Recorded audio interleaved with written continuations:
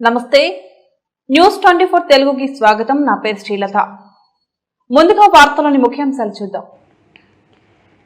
నిన్నటి రోజున మాజీ ముఖ్యమంత్రి వైఎస్ జగన్మోహన్ రెడ్డి వ్యాఖ్యలను పూర్వమామిళ్ల మండల జనసేన నాయకులు కోటిపాటి వెంకటేశు ఖండించారు। ఈ సందర్భంగా ఆయన మాట్లాడుతూ జగన్మోహన్ రెడ్డి 2024 సార్వత్రిక ఎన్నికల్లో 175 స్థానాల్లో పోటీ చేస్తే 11 సీట్లు రావడంతో మతి భ్రమించి ఏం మాట్లాడుతున్నారో తెలియడం లేదన్నారు।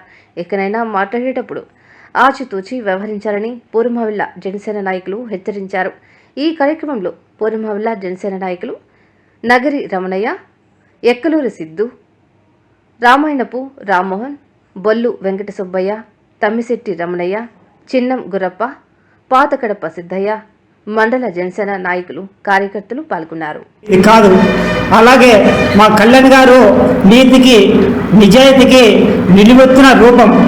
దేశంలోనే ఆయనకి 100% స్ట్రైక్ రేటు వచ్చిందంటే మన ఆంధ్ర రాష్ట్ర ప్రజలు చాలా పర్ఫెక్ట్గా ఉన్నారు। గతంలో మీరు చేశారు 5 సంవత్సరాల పరిపాలన, ఈ పరిపాలన చేసి చాదయాక ఈ రోజున 151 నుంచి 11 సీట్లకి మీరు ఫలితం చేశారు ప్రజలు। ఇలాగే కనుక మీరు కొనసాగితే 29లో కూడా ఆ 11 పోయి 1కి కూడా చేరే అవకాశం చాలా పుష్కలంగా ఉందని తెలియజేస్తున్నాం।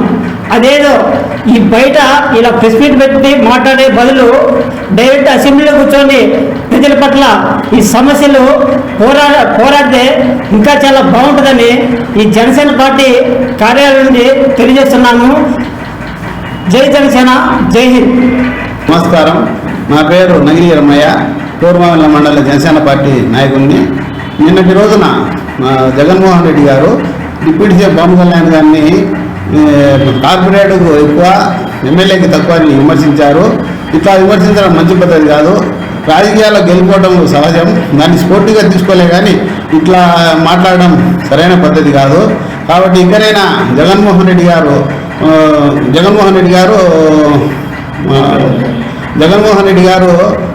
మన అనుచిత వాక్యాలు మాట్లాడకుండా ప్రజలకు ఏదైనా మేలు జరిగే విషయాలను మాట్లాడి వారి పట్ల అతను వ్యవహరించాలని కోరుకుంటూ జై జనసేన, జై పవన్, జై హింద్।